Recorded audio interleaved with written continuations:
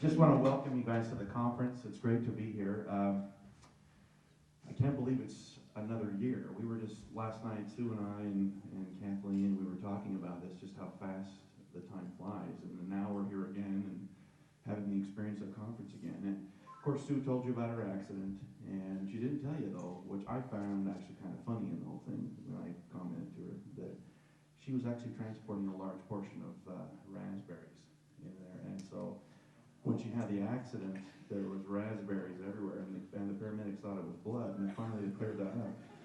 So we realized, so now I teased her, and I said this will be forever, the weekend she got into a jam. So that's so anyway, I apologize for being a little late. There really was an accident coming down. We live in Davis County, which is just north of Salt Lake City, and there was this accident, and as we approached it, we noticed that it was a large semi that had jackknifed, and there were Book of Mormons just spread all over the road. And you know, we tried to go around them, we tried to go over them, we tried to go under them.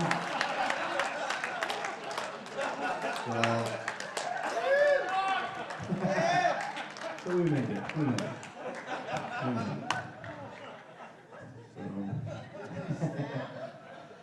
What's that? Did they stand? Yes. They didn't. They just laid right there. We rolled right over them. So. Was Ethan Smith there? Should we put him on? Yeah, Ethan was there cheering us on. Go, man, go. Anyway, as Sue's already mentioned, just kind of thanking the board and so forth, that there's a lot of work that goes into the conference every year. And Sue downplays her role. Sue really does a tremendous amount of the work, but and she's very, she pretends that she's, doesn't do much, but she really does. She does a whole lot. So she really does. We just sat on the sidelines going, "Go Sue! Yes, great idea. We like that." But as the president, I really want to encourage people, because we're going to be losing a couple people on the board this year, and they want to move on to some other things. So we really need people to join the board this year. So if you are not a member and you want to become a member, we've got some sign-up sheets out there at the front desk, and we really encourage you to become a member and then join the board. Get on here and give us some ideas and help us out. Because we really want to keep the foundation going. We've been doing this now. Richard, when was the first one in Vegas? It was like 97? Well, that wasn't the foundation's Oh, conference. just when you guys were together. The conference has been going since 2001. Okay, so since 2001. So if we want to keep them going, it's going to take people being involved to keep these things going. And Sue, if she keeps driving the way she does, she's not going to be around forever. We are going to need replacements. So, okay, I want to just briefly talk tonight, just really quickly, about the theme of the conference. This quote, "No price too high," is actually from a Nietzsche quote. I don't know if you're familiar with it, but I'm going to read it for you. The quote goes as follows. "The individual has always had to struggle to keep from being overwhelmed by the tribe. If you try it, you will be lonely often and sometimes frightened. But no price is too high to pay for the privilege of owning yourself." Now, I don't want to just skip over that really glibly, because it really is a high price. When we leave Mormonism, there's a lot that we give up. There's a lot that we stand to lose with familial relationships or friends or business opportunities or whatever. There's a whole world that just transforms when we leave Mormonism behind. And as I've thought about this quote, I've got this actually on my office wall at home, and I've read it probably over the past 3 years over 1,000 times, just glancing over it and then reading it through and remembering that everything that I'm going through, everything that I've struggled to get out of Mormonism is for me, is to own myself, to live life on my own terms. And I'm sure you probably experienced some of those sadnesses and those heartaches as you struggle to go through, but I think you'll all agree that living life on your own terms is worth it. And you need to be commended for what you've done. I said this last year.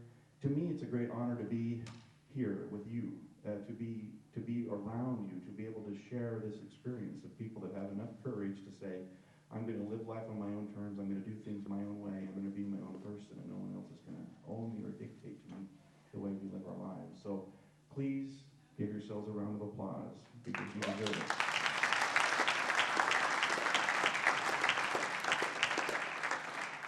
So with these changes that we go through, that's obviously something probably that spurred many of us to question Mormonism because of all the changes. And Mormonism is rife with changes. You start believing in one thing and then boom, they change it and it's something new.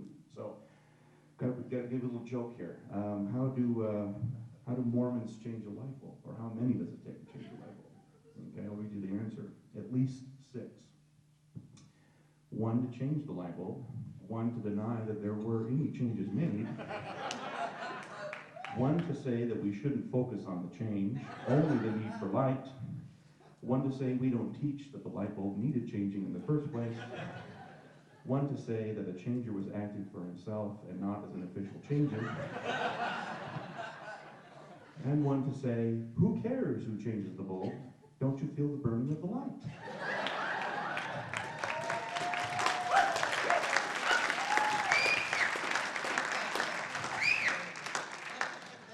All right. So with that change is going to come a change in perspective. Now, how many of you look at the world differently than you did as a Mormon? Does anyone look at the world the same way? Is that even possible? No. It isn't. Not when you leave. Your perspective has completely changed. And I think that's something to be embraced. I don't think, well, sorry, I'm stuttering here. In talking with all the people that I've talked to in my own journey, when we leave, we don't know what to do. We don't know, what should I teach my children? What should I think? What should I say? How should I behave? There's all these things that we now get to experience and learn on our own. Now, was that easy for you? Has it been an easy thing to learn and to grow on your own without someone always telling you exactly what to do? It hasn't been easy for me either. Has it been exciting? Because there's alcohol now involved in those changes? You know, it does make a big difference, let's be honest. We're able to cope with a lot with a beer. So. Anyway, I have a whole long thing, but I don't want to share it. I want to get to your stories tonight because I think that's really what we're here for. I want to read you 2 quotes in closing, if I can find them.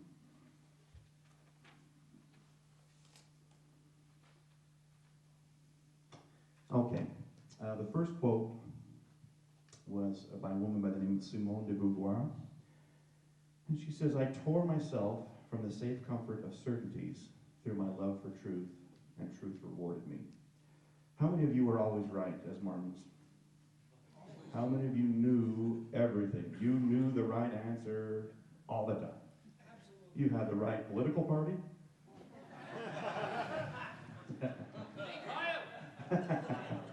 They were all the right answers.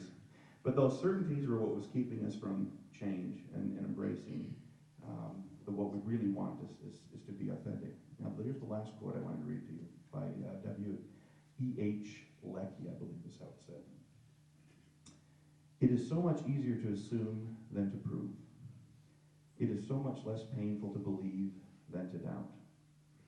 There is such a charm in the repose of prejudice when no discordant voice jars upon the harmony of belief. There is such a thrilling pain when cherished dreams are scattered and old creeds abandoned that it is not surprising that men close their eyes to the unwelcome light. You, my friends, looked at the light and you found it to be good. You found the changes that it gave us to be something worthwhile.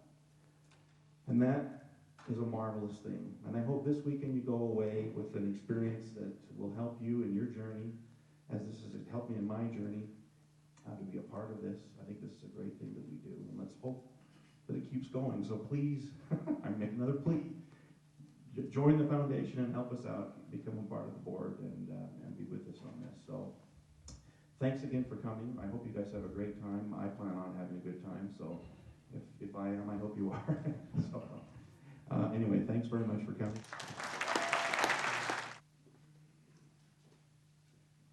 I forgot to mention that I bring greetings to this group from the president of the African Exmormon Foundation.